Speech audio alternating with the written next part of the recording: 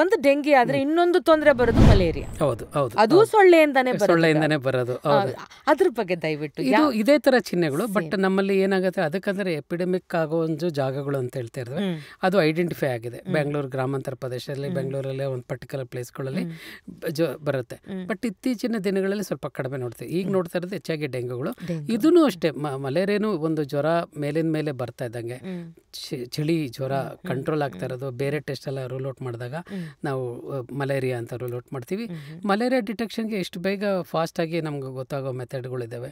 ಕೊಟ್ಟಿದ ತಕ್ಷಣ blood test ಅಲ್ಲಿ ಅಥವಾ ಸರ್ಕಾರದಲ್ಲಿ, ಸರ್ಕಾರೇತರ ಸಂಸ್ಥೆಗಳಲ್ಲಿ ಬೇಗ ಚೆಕ್ ಮಾಡ್ತಾರೆ. ಸ್ಪೆಸಿಫಿಕ್ ಮೆಡಿಸಿನ್ಸ್ ಇದೆ, ಸ್ಪೆಸಿಫಿಕ್ ಮೆಡಿಸಿನ್ ಬೇಗ ರಿಕವರಿ ಆಗುತ್ತಾರೆ. ಬಟ್ ಎಲ್ಲದಕ್ಕೂ I index of suspicion is ಭಾಳ ಇಂಪಾರ್ಟೆಂಟು.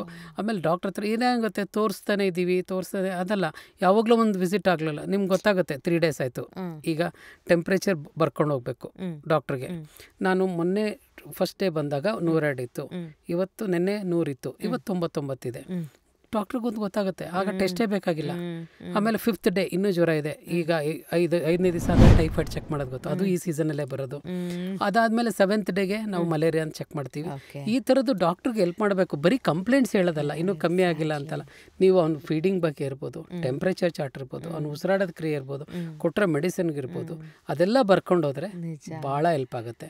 ಸೊ ಇವೆಲ್ಲ ಕಂಟ್ರೋಲ್ ಮಾಡ್ಬೋದು. ಒನ್ಸ್ ಅಗೇನ್ ಅಲ್ಲೂ ಅಷ್ಟೇ ಪ್ರಿವೆನ್ಷನ್, ನೀರು ಅದನ್ನ ಸೊಳ್ಳೆ ಬ್ರೀಡಿಂಗ್ ಪ್ಲೇಸ್ ಇಟ್ಕೋಬೇಡಿ, ಅದು ಇಟ್ಕೊಳ್ದಿದ್ರೆ naturally you can be away from all these things ಅಂತ ಹೇಳ್ತಾ ಇದ್ದಾರೆ.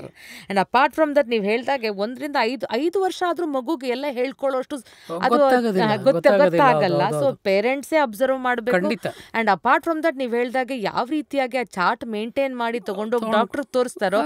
ಈಗ ಸುಮ್ನೆ ಒಂದೊಂದ್ಸಲ ಹೇಳ್ತಾರೆ, ಐ ಡೋಂಟ್ ನೋ, ನಾನು I may be right, I may be wrong in telling this, ಅಯ್ಯೋ ಸುಮ್ನೆ ಕಳಿಸ್ಬಿಡ್ತಾರೆ ಟೆಸ್ಟ್ಗೆ. ಯಾಕೆ ಕಳಿಸ್ತಾರೆ? ನಮ್ದೇ ತಪ್ಪು ಇರೋದ್ರಿಂದ. Naturally when we do things correctly, ಅವ್ರು ಯಾಕೆ ಸುಮ್ನೆ ಹೇಳ್ತಾರೆ? ಖಂಡಿತ. ಈಗ ನಮ್ಗೆ ಈಗ ವೈರಲ್ ಫೀವರು, ಡೆಂಗೇನು, ಟೈಫಾಯ್ಡ್, ಮಲೇರಿಯಾ ಅಂತ ಗೊತ್ತಾಗೋದು ನಮ್ ಸಿಂಪಲ್ ಟೆಸ್ಟ್ ಇಂದ ಅರ್ಧ ಗಂಟೆಲಿ ಸೆಟ್ ಟೆಸ್ಟ್ ಸಿಗುತ್ತೆ. ಅದಕ್ಕೋಸ್ಕರ ಸ್ಪೆಸಿಫಿಕ್ ಮೆಡಿಸಿನ್ ಸಿಕ್ಬಿಡುತ್ತೆ ಅಲ್ವಾ? ಅದು ಊಹೆಗಳಲ್ಲಿ ಕೊಡೋದಕ್ಕಿಂತ ನಿರ್ದಿಷ್ಟವಾಗಿ ಔಷಧಿಗಳು. ಸೊ ಪ್ರೋಟೋಕಾಲ್ಸ್ ಇದೆ, ಅದನ್ನ ಫಾಲೋ ಮಾಡಿ.